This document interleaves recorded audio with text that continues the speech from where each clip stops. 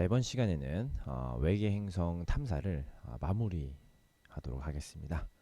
자, 지난 시간에는 요 식현상으로 크기를 측정하는 방법에 대해서 알아봤고요. 자, 이번 시간에는 요 질량을 측정하는 방법을 알아보도록 하겠습니다. 자, 질량을 측정하는 방법이 도플러 효과 따로, 공통 질량 중심 따로 이렇게 있는 게 아니라 공통 질량 중심을 이해한 후에 도플러 효과를 바라봤을 때 그때 질량을 추론할 수 있는 것입니다. 그리고 여기 미세 중력 렌즈 현상, 이것도 엄밀하게 말하면 그냥 질량 측정하는 방법이에요.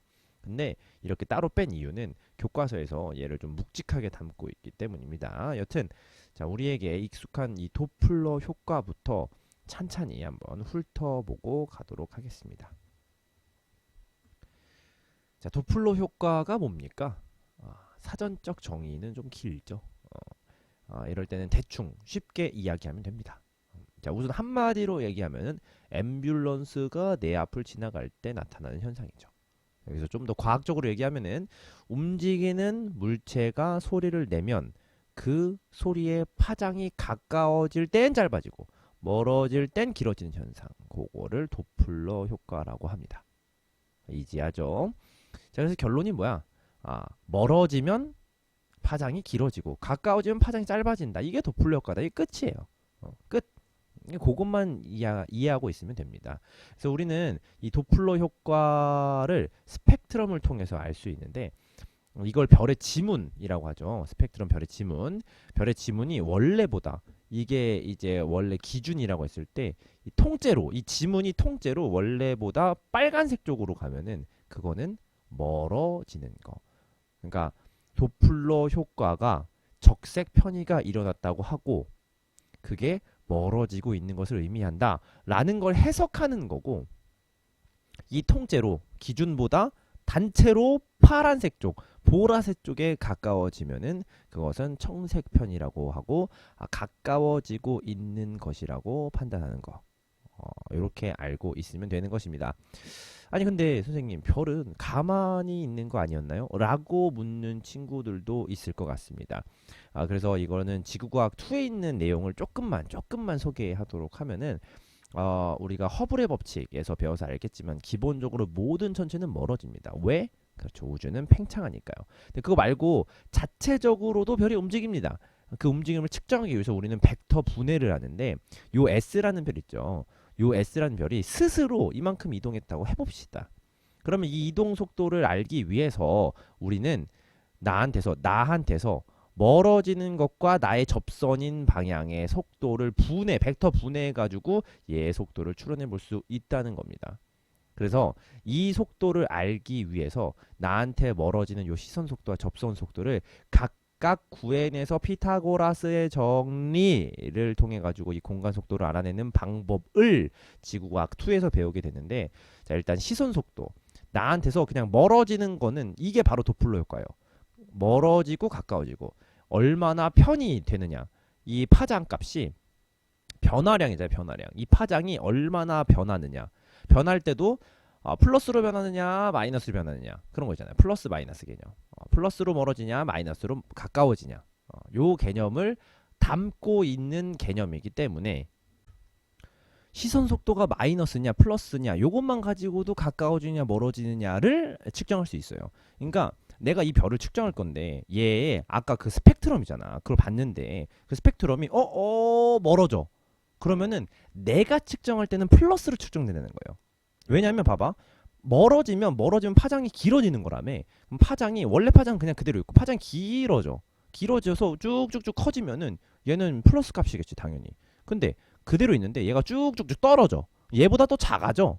그러면은 얘 작은 것 빼기 큰 거니까 얘 마이너스가 나오겠네. 그러니까 이 공간 속도라는 거, 이 공간 속도는 파장의 변화량하고 관련이 있는데, 이 파장의 변화량을 이야기할 때 얘가 애초에 결과값이 마이너스가 나오면 얘는 지금 가까워지고 있는 거고, 플러스 값이 나오면 얘는 멀어지고 있는 거라는 거예요. 그거를 아까 그 지문인 스펙트럼을 가지고 기준보다 얼마나 빨간색 쪽으로 얼마나 파란색 쪽으로 가까워지느냐를 가지고 계산하는 게 바로 이 시선 속도라는 거였어요. 나한테 얼마나 가까워지냐 멀어지느냐. 됐죠? 그리고 이 접선 속도는 요렇게 요 각도 있죠? 요 각도. 이 별이 움직일 건데 나는 이 별이 실제로 이렇게 움직였는지 이렇게 움직였는지 이렇게 움직였는지 알 방법이 없어요. 그냥 여기서 일로 간 요 각도는 알 수 있다고요. 그렇기 때문에 요것도 유도하는 거는 지구학 2에서 유도하면 되니까 그거는 지금 잠깐 냅두시고요. 어쨌든 얘는 각도랑 하는 각도. 이 각도랑 이 거리잖아, 거리. 이 거리랑 이렇게 하면은 이게 나온다고. 그러니까 이 속도가 나온다고. 이 속도가. 그러니까 각도 얼마나 벌어졌는지는 우리가 충분히 관측할 수 있잖아요. 쉽게. 그래서 이거를 통해 가지고 접선 속도를 구할 수 있고 시선 속도랑 접선 속도를 가지고 피타고라스 싹 때리면 공간 속도를 알아낼 수 있는 것이다. 라는 걸 가지고 이 별이 스스로 얼마나 공간에서 움직이느냐를 알아낼 수 있는 겁니다.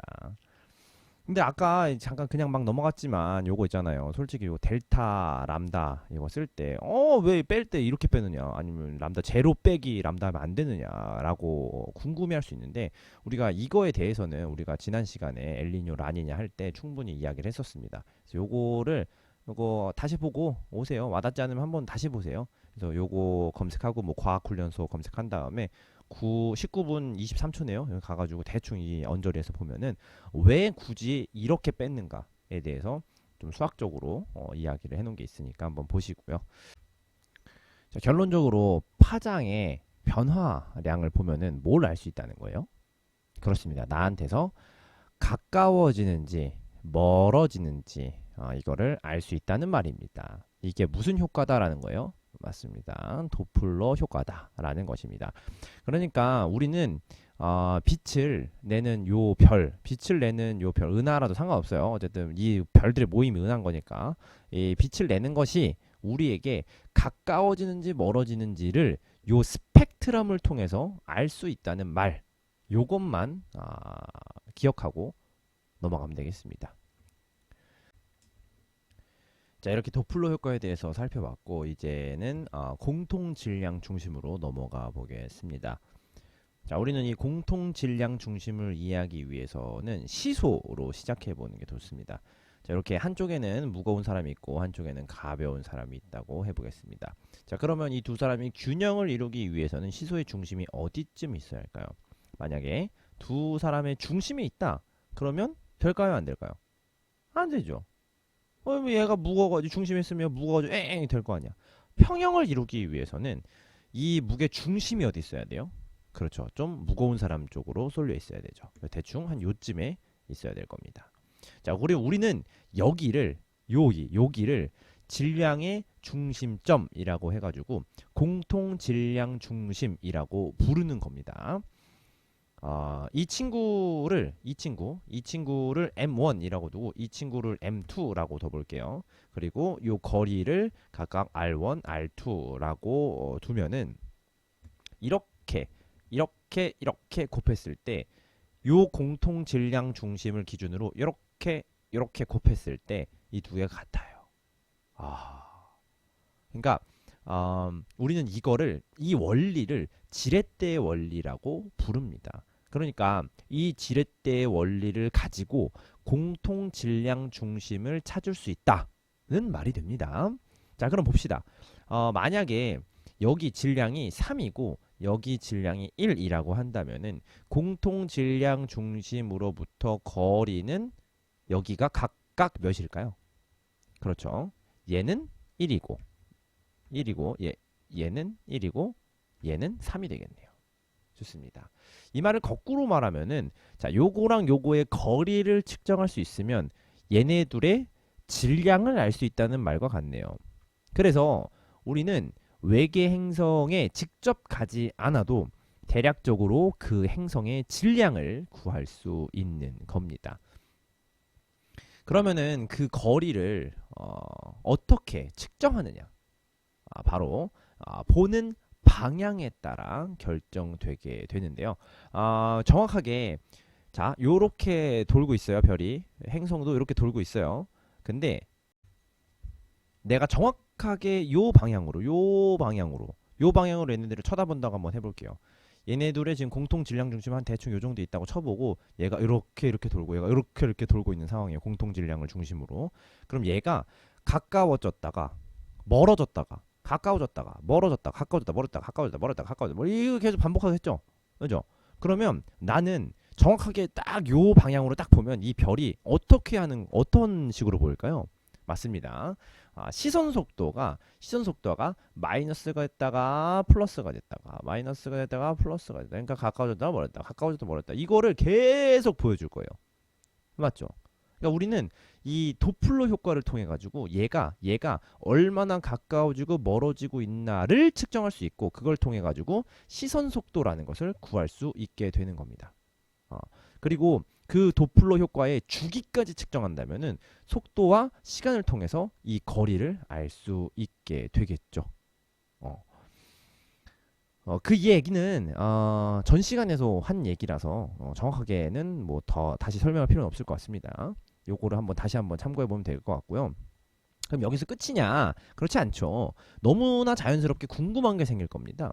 자, 바로 이 별을 바라보는 각도가 내가 정확하게 여기서 본다면 이라고 시작했으니까 만약에 이 보는 각도가 조금 틀어지면 어떡하지? 라는 점입니다.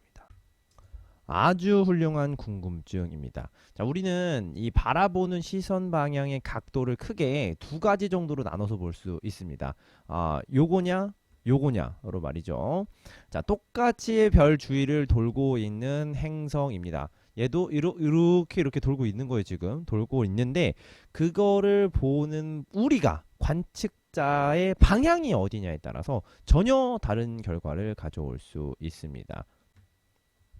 자, 여기에 별이 있고 여기에 행성이 있는 상황으로 한번 해보겠습니다. 여기가 공통 질량 중심이라고 하면은 대략적으로 한 요렇게 별이 돌 거고 공통 질량 중심으로 행성은 요렇게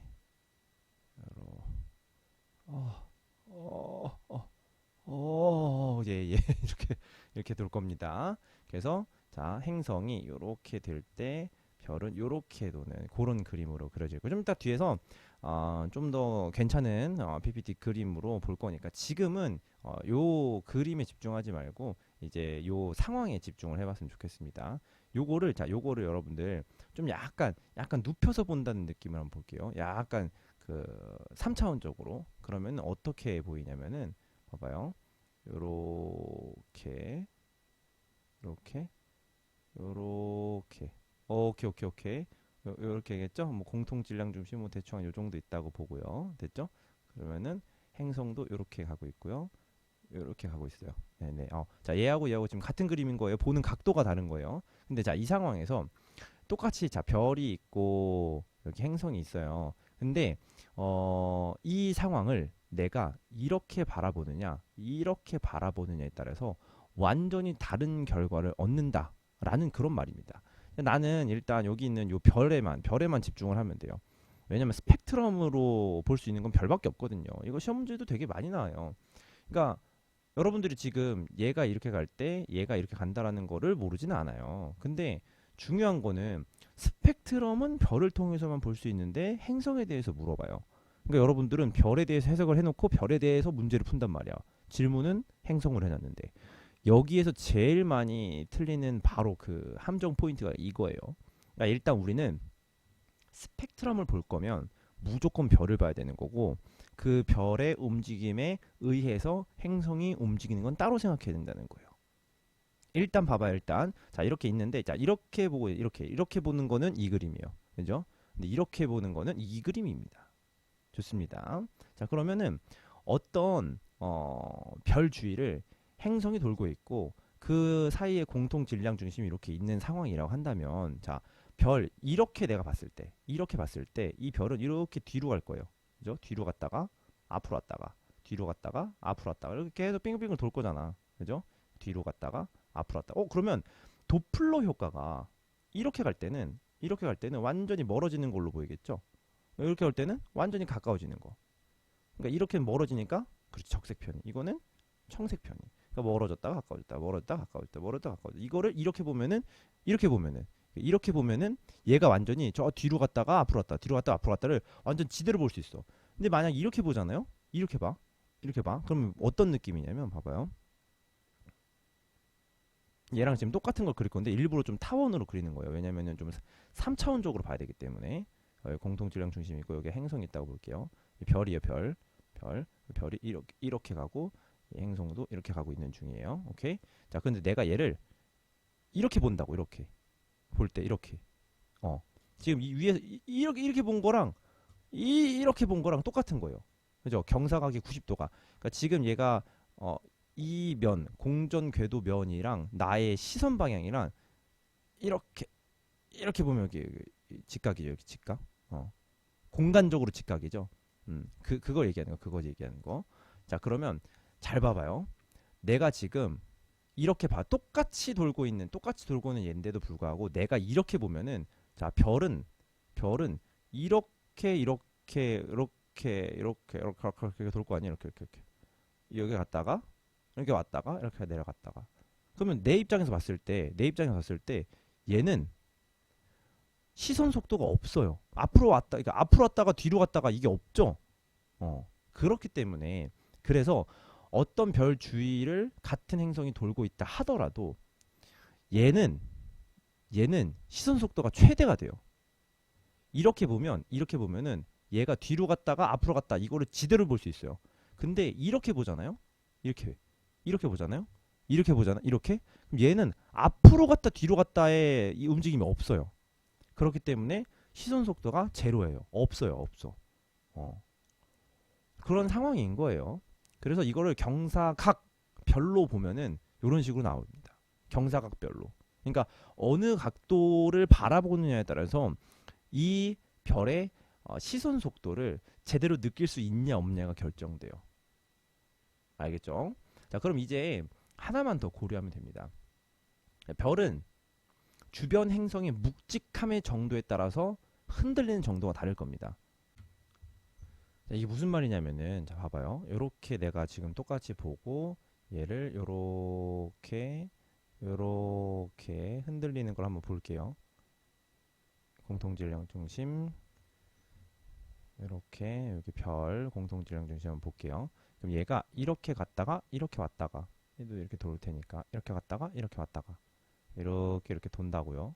이렇게 알겠죠? 갔다가 왔다가 할 건데 자, 만약에 얘가 좀 더 묵직해졌어. 이 별하고 거의 뭐 동급으로 만약에 그 행성이 묵직해졌다고 한번 보겠습니다. 그러면 이렇게 똑같이 보는데 공통질량 중심이 여기쯤 있겠네요. 그러면 서로가 서로를 이렇게 돌게 될 거예요. 얘의 공통질량 중심. 그러니까 여러분 시소를 계속 생각을 해야 돼요. 시소를. 난 똑같은 것을 바라보고 있는데 만약에 이 행성이 점점점 묵직해진다. 그러면 이 공통질량 중심이 점점 별 밖으로 빠져나올 거예요. 만약에 별이 압도적인 질량이다라고 하면은 공통질량 중심 자체가 별 안으로 들어가가지고 그냥 행성은 그냥 그 별 주위를 돌 거예요. 그러니까 봐봐요. 이거를 2차원으로 보면은 무슨 소리냐면은 자, 이렇게 있어요. 얘가 별이라고. 자, 별이고 이렇게 있고 이렇게 있어요. 이게 공통질량 중심인 거 알죠? 그런데 행성이 좀 더 커졌어요. 커졌어. 그러니까 이 공통질량 중심이 대충 여기쯤 왔다고요. 이렇게 시소의 무게가 얘 되게 무거우네. 되게 무거우네. 얘 되게 무거워졌어. 좀 더 무거워졌어. 뭐 거의 뭐 동급이 됐어. 뭐 별이랑 동급이 됐어. 그러면은 거의 정중앙에 딱 올 수 있다는 얘기예요. 알겠죠? 그러니까 이 공통 질량 중심 점점점 밖으로 빠져나갈수록 이 행성이 점점점 무거워졌구나라는 걸 알 수 있다고요. 그러면은 이걸 통해서 뭘 할 수 있느냐? 공통 질량 중심이 점점점 밖으로 이 별 밖으로 빠져나감으로써 내가 여기서 바라볼 때 이렇게 뒤로 갔다가 앞으로 갔다 뒤로 갔다 앞으로 갔다 하는 이 편의량이 굉장히 커진다는 얘기입니다. 한번 봐봐요.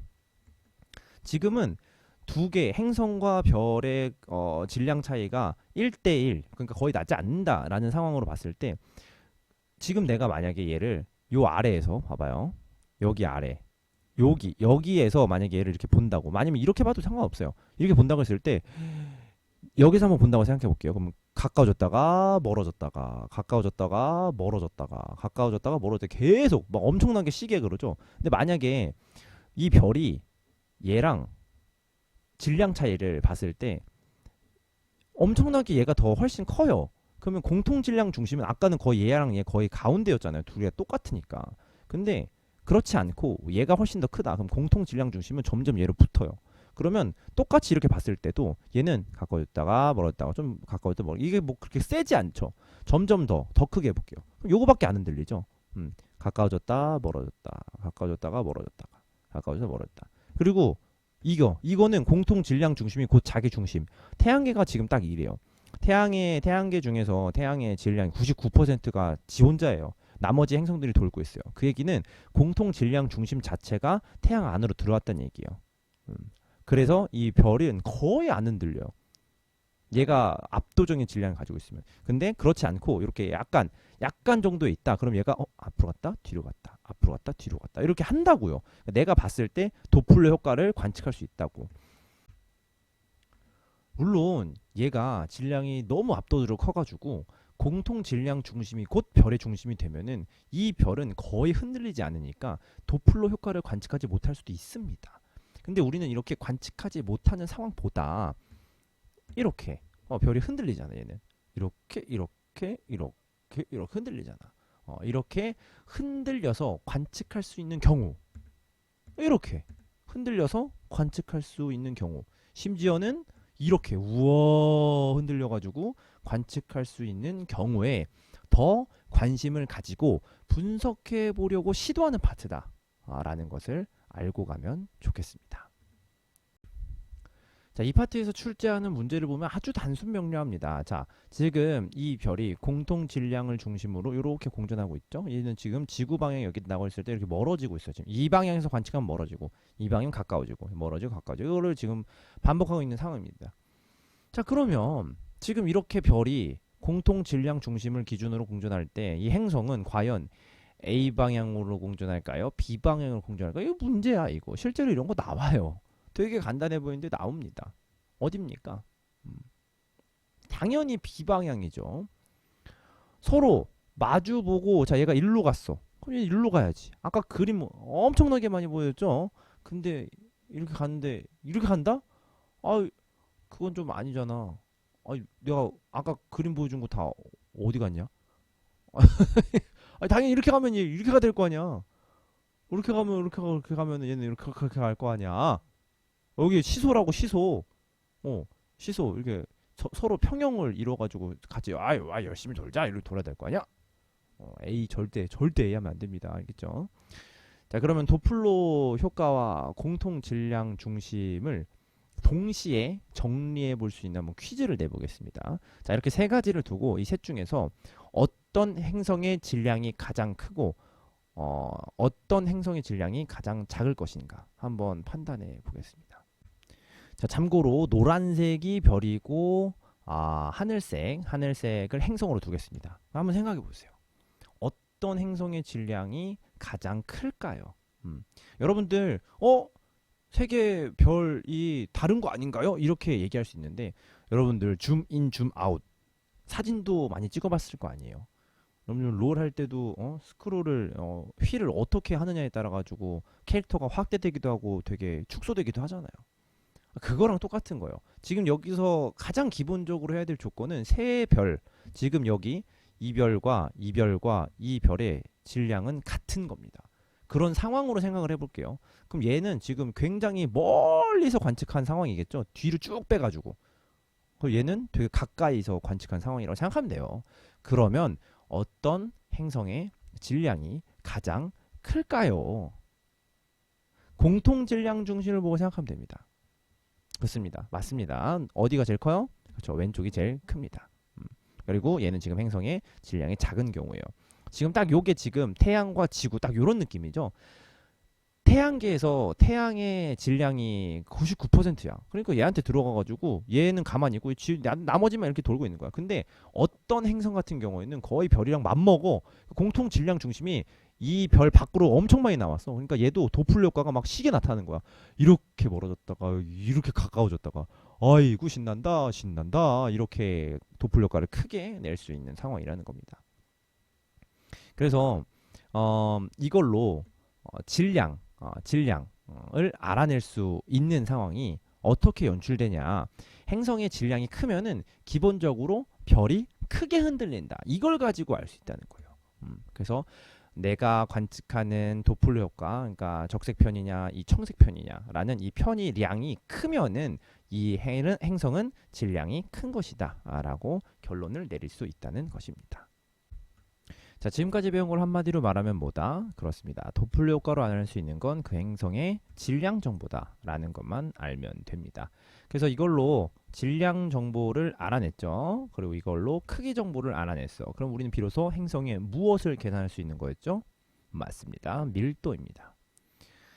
자, 이렇게 공통 질량 중심의 개념과 이 도플러 효과의 개념을 동시에 고려해 가지고 행성의 질량 정보를 알아냈었고, 식현상으로 행성의 크기를 알아냈죠. 그래서 이 부피분의 질량 해가지고 행성의 밀도를 알아낼 수 있다라는 것이 이 단원의 핵심 논리인 겁니다. 좋습니다. 자, 그럼 이제 질량을 측정하는 다른 방법 한번 알아보도록 하겠습니다.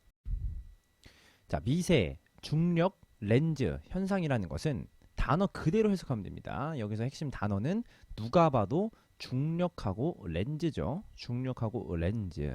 자, 중력으로 인해서 렌즈 효과가 나타난다라는 건데, 이렇게 말하면은 가장 먼저 생각나는 게 바로 이 그림입니다. 아인슈타인 형님이 말씀하신 일반 상대성 이론에서 볼 수 있는 시공간에 대한 개념을 잘 보여주는 그림이죠. 중력은 시공간의 곡률에 의하여 발생한다. 아주 훌륭하죠.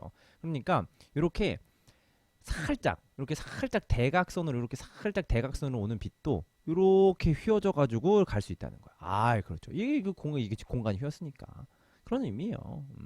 정리하면은 이런 시공간의 곡률은 질량을 가진 물체에 의한 것이고, 이것 때문에 잘 가던 빛도 마치 볼록 렌즈를 만난 것 마냥 빛이 모이게 된다는 것입니다. 그래서 우리는 이걸 중력 렌즈 현상이라고 부르게 됩니다. 그러니까 빛이 여기 광원이 있어. 그리고 빛이 사방으로 빡빡빡빡빡빡 갈 거야. 근데 원래는 우리가 볼 때는 이렇게 직진하던 빛만 이렇게 쭉 관찰하는 걸로 알고 있는데, 나는 여기서 관찰할 건데 얘가 이렇게 원래 퍼져서 가려고 그냥 빠이빠이 나 갈 거야. 나 여기서 관측자인데 빠이빠이 갈 거예요 라고 할 줄 알았는데 갑자기 예스 예스 그래가지고 내가 원래 관측하는 것보다 더 밝게 관측되는 거, 그거를 얘 때문에 이 공간이 휘어져가지고 이렇게 모인다고, 가다가 이렇게 모인다고. 그래서 중력 렌즈 현상이다 라고 이야기한다는 겁니다. 자, 이 그림을 보면은 별이 지구를 향해 한 줄기 빛을 쏘고 있습니다. 맞죠? 우리는 그 빛을 통해 가지고 이 천체의 광도를 추산할 수 있죠. 이 천체의 광도를 추산할 수 있습니다. 봐봐, 여기 Y축 봐봐요.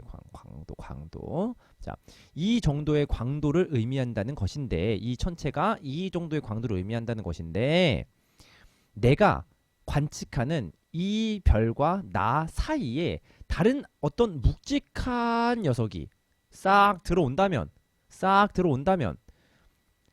원래 한 가닥의 빛으로 보이던 별이 이렇게 얘는 이렇게 사방으로 퍼져 나갈 거란 말이야. 근데 가다가 이렇게 더 들어온다고. 그러니까 원래보다 훨씬 더 밝게 보입니다. 네, 원래보다 훨씬 더 밝게.